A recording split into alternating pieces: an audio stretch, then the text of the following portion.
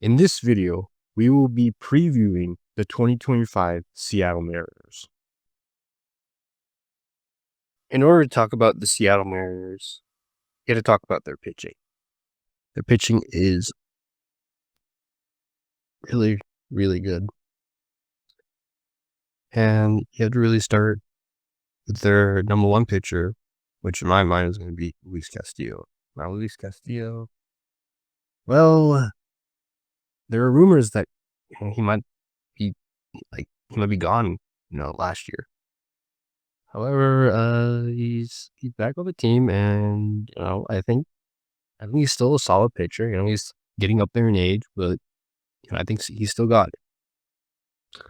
Starts with Castillo, you got Kirby, and Kirby. I mean, one thing about Kirby that stands out is his command. I mean, his walks for 9 innings is ridiculous. It is absolutely amazing, and I love that about him. He just goes after hitters. He's not afraid, and yeah, that's one thing that stands about him.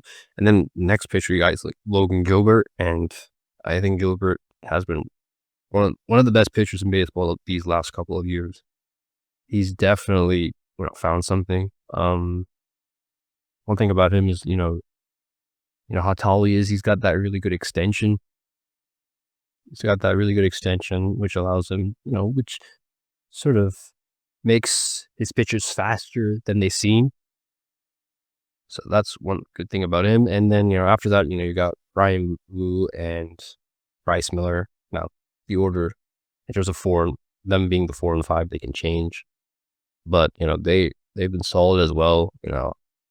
They do, a couple of years ago, they made their first start. And now, they're like a big part or an important part of this rotation. With Bryce Miller, and one thing that stands out about him is this, is his split finger. His split finger is really good, and that's a pitch he's developed, and he's also been developing some other pitches as well, and we'll get to see that during the regular season. And finally, with Bryan Woo, and I think it's just the way his pitches sort of glide, right? There was like a podcast last year where Mookie Betts talked about how Bryan Woo was one of the pitchers that really stood out in the rotation. And, I think it's just sort of his flow and the way he has a fluid motion. He has a fluid throwing motion. And, that's kind of cool. So, yeah. In terms of the bullpen, you had to really start with Andres Munoz. Munoz has a really good velocity with his pitches, and he's also got a pretty good slider as well. So yeah, I mean he's really, really good, and he's a really good closer as well. So I mean, you got that, right? However, the other pieces are kind of a question mark.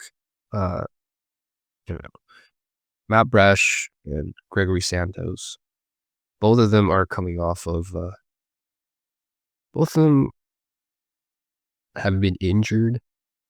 I mean, Matt Brash was injured for all of 2024, and Gregory Santos, he only pitched a couple of games and then he was done.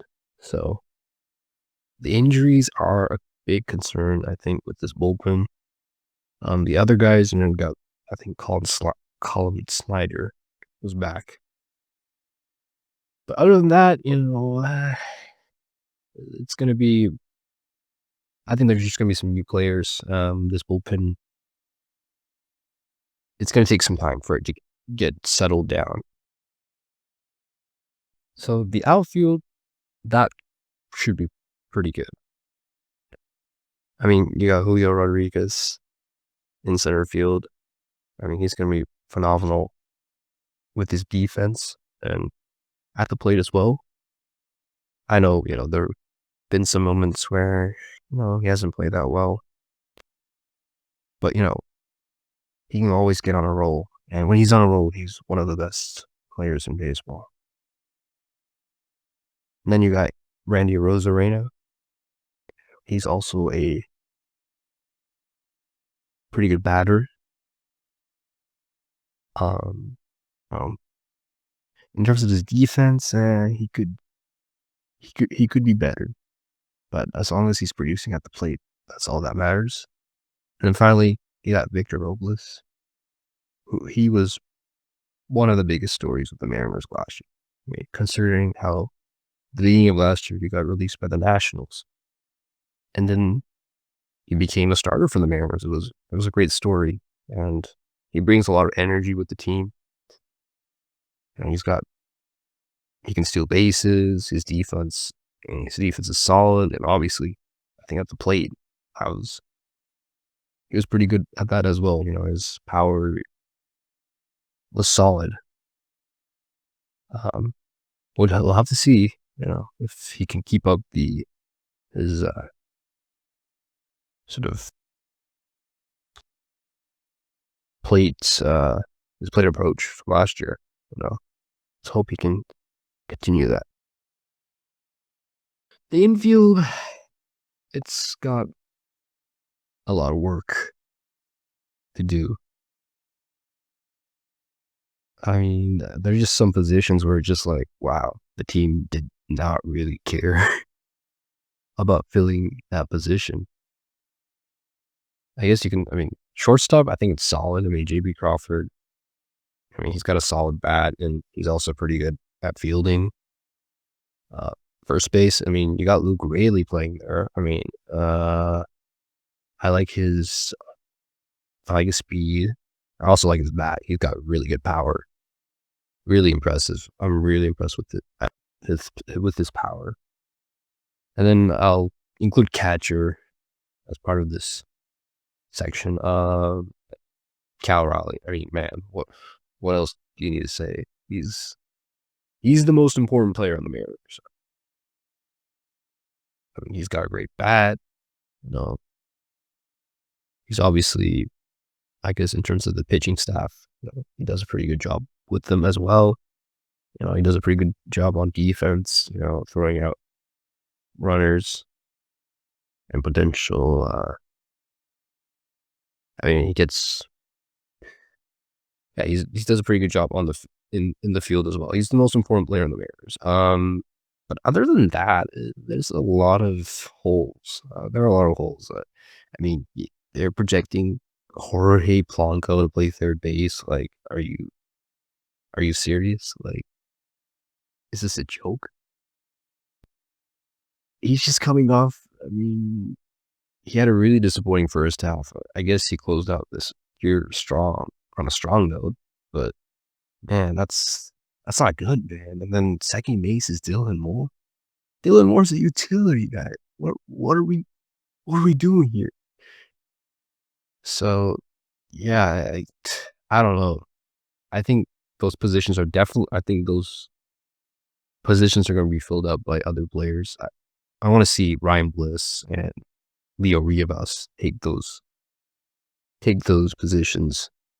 In my opinion, I like to see them over Jorge Polanco and Dylan Moore. I'm sorry, just no. So in terms of the DH, I would say Rich Garver. He should bounce back from last year. Last year was a pretty bad season. I think he can bounce back. Mitch Haniger, on the other hand, I don't really expect too much from him. He's gotten a bit older. He's also regressed, so not too much expected out of him.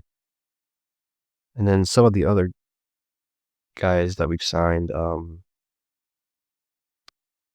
Solano, don't expect too much. I think he had a solid season last year, so maybe he could be okay. Rowdy Tellez, he at least showed some power last year, right? So maybe he could, be like a pinch hitter. Maybe he could, fill in at first base. if need be. But other than that, not expecting too much. So I wanted to conclude this video by talking about the overall vibes of the team. Right now, I'd say most fans, including myself, are feeling meh about this team. There's not really any excitement that's going on. We had a pretty boring off season. There was nothing that exciting. We didn't sign someone interesting. We didn't trade for someone that would greatly help the team.